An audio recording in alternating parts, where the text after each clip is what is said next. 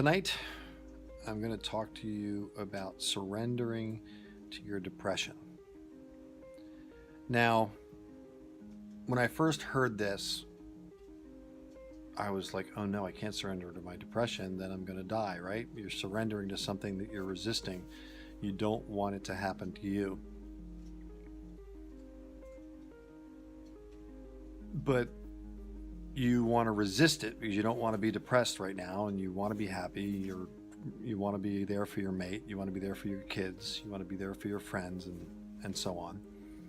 So of course you're not going to surrender to your depression. Will, what are you talking about? I'm not going to surrender to my depression. Are you nuts? I thought that way. And in group, I learned that just accepting that you're not feeling well, like for instance, you're in a bad mood. Okay.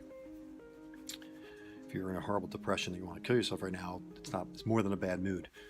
But if you just recognize, again, for me, I recognized that not putting energy into being down, I was just like, okay, I'm down. I don't feel well. I'm in a mood, or I'm sad. I want things to be different and I can't change them, and that makes me sad. By simply accepting the emotion of being sad or feeling depressed, it's better. If you can call your depression sadness, it tends to take the edge off. Labeling yourself all the time, I'm depressed. You're anchoring it in your mind by expressing it.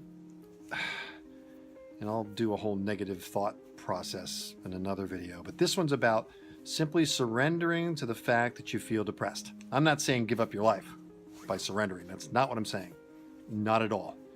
What I'm saying is that you can simply not put energy into it, not resist it. And you've heard me say this in other videos, what you resist persists. So if you're resisting being depressed, if you're mad at being depressed, if you're just frustrated and just want to be better now, my expression was, put a USB plug in my head and just download it and re-upload it. Can I reboot like a computer can? Why can't that happen? Let me fix my thinking by just rebooting me. And some people have gotten to a point that they've had to do shock therapy.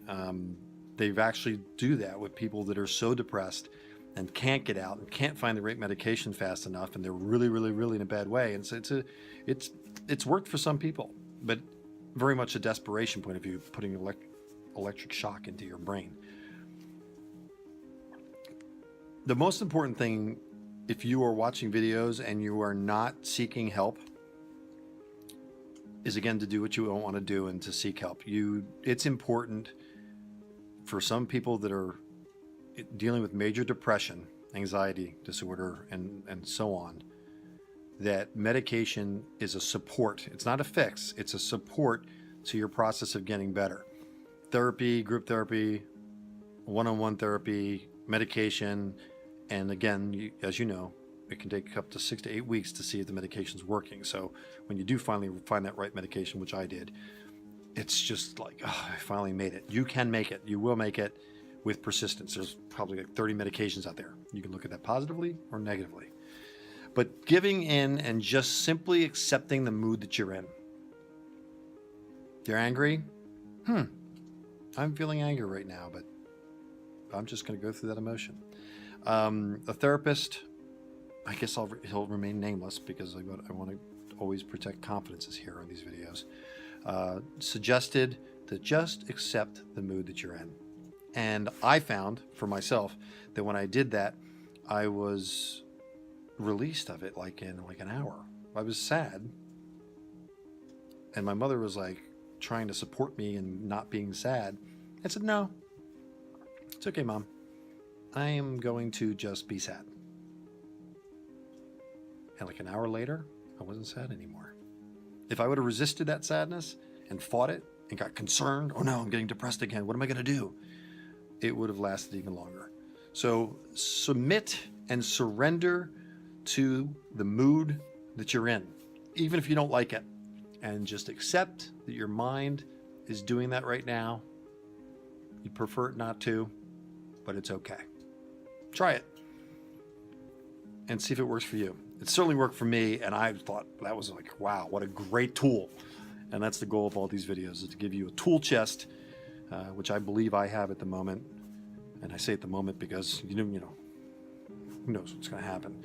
But my goal is to fill your tool chest with tools on how you can step outside of yourself and look at yourself from the outside and start to decide to think a different way, and empower you to do that. Hope you found this video valuable. Many more. We have almost, at this taping, I guess I'm dating myself on that, at this, whatever it's called,